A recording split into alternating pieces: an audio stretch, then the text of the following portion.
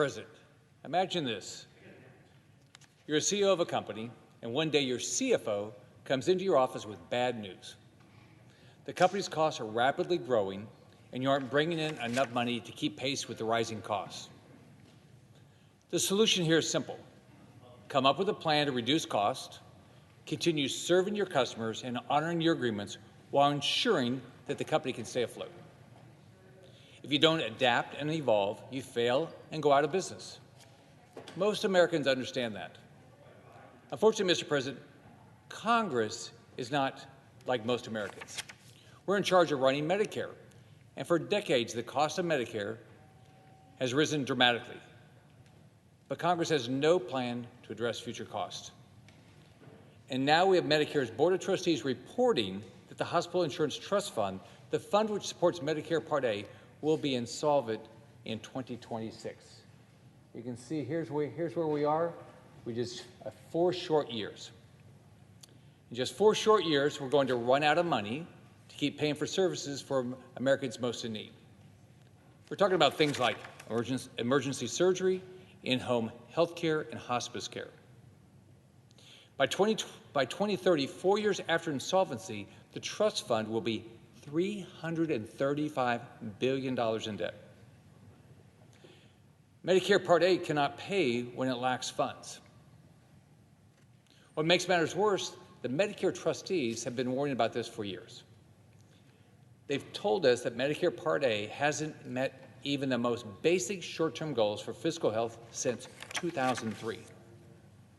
Let's go back to the imaginary company I mentioned earlier.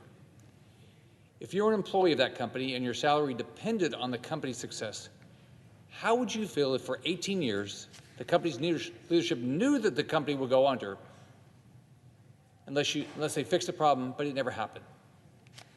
But instead of fixing the problem, no one did anything. They just kept using up the company's savings.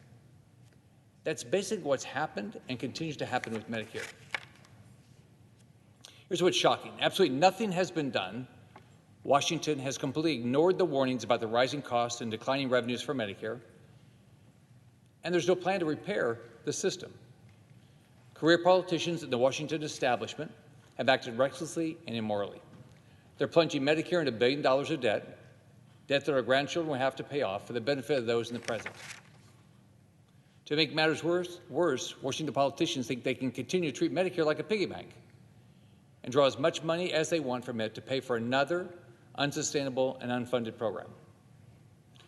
We saw them use Medicare savings to help fund road construction in the infrastructure bill.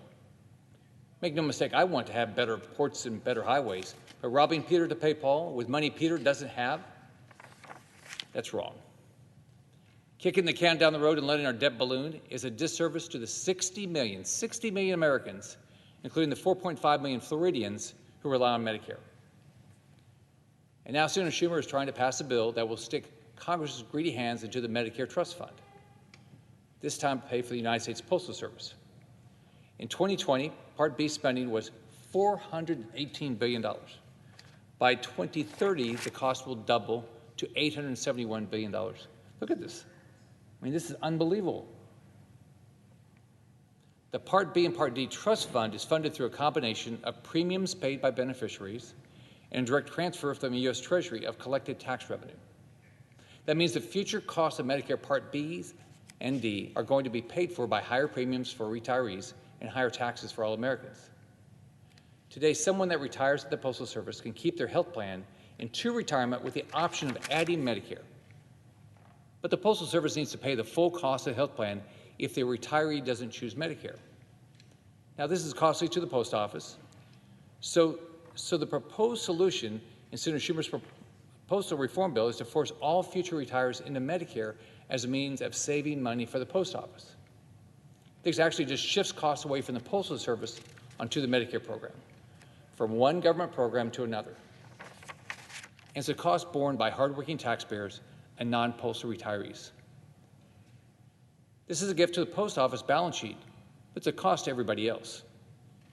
In other words, the solution is as bad as the problem.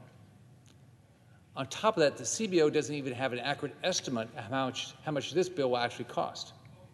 I sent a letter to the CBO asking what the future cost of the bill would be to Medicare. While they could tell me there would be a $5 billion in new deficits, they couldn't provide data past 2031 when Medicare will be most affected by this proposal. Yet Congress wants to pass this bill and pretend like it's solving a problem when it only makes matters worse. If you look at the limited CBO score we have and think about what it says, it shows that it increases cost to Medicare and reduces cost to the Postal Service. Advocates are quick to say that it saves the government money, but that's wrong. The post office keeps all the savings and just moves the cost of Medicare. It doesn't actually save the taxpayers money. We've got to stop doing business like this. How can anybody in this body explain to their constituents that this is the right way to pass bills? How can anyone really say with a straight face that kicking the can down the road is the right thing to do? You know why the American people don't trust us? It's stuff like this. When Congress passes a bill like this with zero committee process, zero amendments so far considered in the Senate, and the bill ends up being terrible, well, it's not hard to see why the American people don't have a ton of faith in Congress to solve problems. Mr. President, in 2020, Medicare spending was almost $1 trillion. That's $1 trillion in mandatory spending without any review by Congress. I want real reform. I want to make sure retirees have the health care they've paid into and that the Postal Service is actually sustainable. That's why I've introduced an amendment to require the Postal Service to pay for any new cost of Medicare that this bill will bring. This will ensure that Medicare isn't used like a piggy bank. This will ensure that the taxpayer and future non-postal retirees aren't forced to bear the burden of this Postal Service bailout. It will ensure that the Postal Service pays their fair share. I'm thankful to have the support of groups like 60 Plus that represent the interests of America's seniors.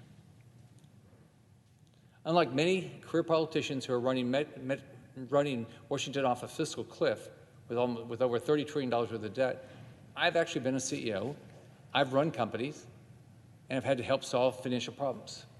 I've listened to CFOs and have worked to have budgets to turn things around.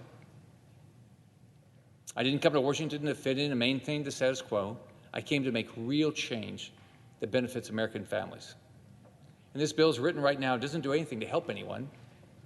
I urge my colleagues to support my amendment and join me in demanding that Senator Schumer slow down and put this bill through the proper process. American taxpayers and voters who sent us here deserve better than this. Thank you, Mr. President. I yield the floor.